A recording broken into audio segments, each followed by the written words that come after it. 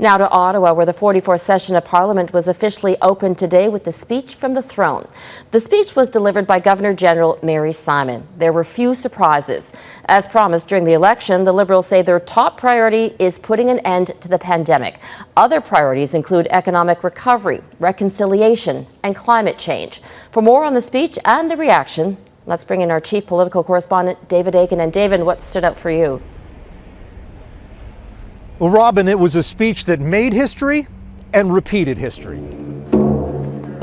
A first for Canada, a speech from the throne read by an Indigenous Governor General in French, English, and Inuktitut.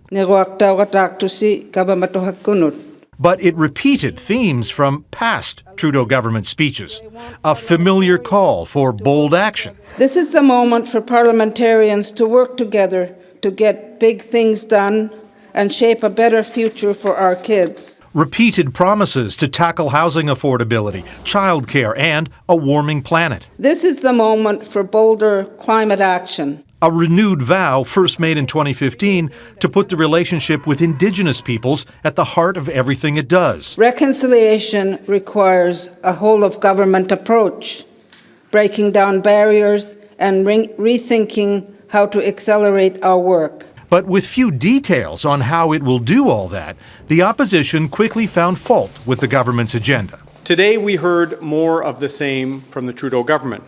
What we didn't hear was a plan for the economy, a plan to tackle the cost of living crisis. They can't take our support for granted, and this isn't a throne speech that looks like they want to work together. This is a government that is trying to give off a sense of movement, a sense of action. It promised accelerated work on reconciliation, accelerated work on climate change. It even promised a housing accelerator fund.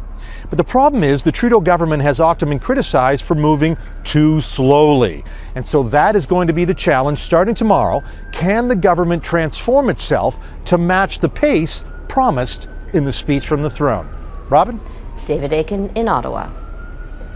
For more analysis, let's bring in our Ottawa Bureau Chief, Mercedes Stephenson. Mercedes, as David mentioned, today's speech was about accelerating the same themes. There wasn't much that was new. What's the strategy here?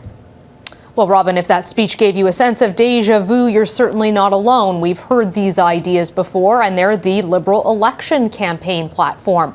Today was all about transitioning away from introducing new, big, bold ideas to actually implementing them. There are significant programs that are listed here, but they will require billions of dollars to execute and lots of details. Programs that many Canadians voted for, but the devil is always in the details on how to get things done. And that's something the government has struggled with in the past and is still notably absent. But no question, the point of this speech is to really get down to the tactics of implementing their programs. So what was missing? What was missing to me was details on how to address inflation beyond the plans they already had in place that had to do with the cost of housing and childcare. I was also surprised there wasn't anything on military sexual misconduct and culture change in the military, given how much the government has said that this is a priority for them. They didn't recognize either in this speech the phenomenal work of the Canadian Armed Forces, both through the pandemic and out in British Columbia. There wasn't anything about the increasing issues with the United States and the protectionist policies of the Biden presidency that could seriously damage the economy.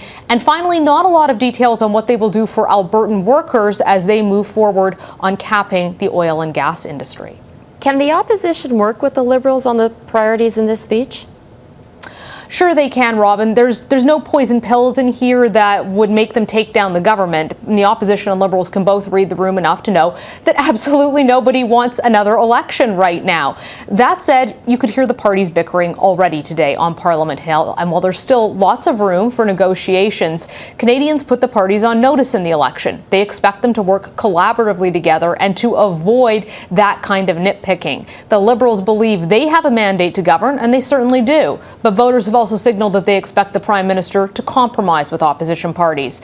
And the Liberal choice to wait so long to introduce a throne speech after a September election they called is rubbing the opposition the wrong way already. Robin? Compromise is key. Mercedes Stephenson in Ottawa. Thank you.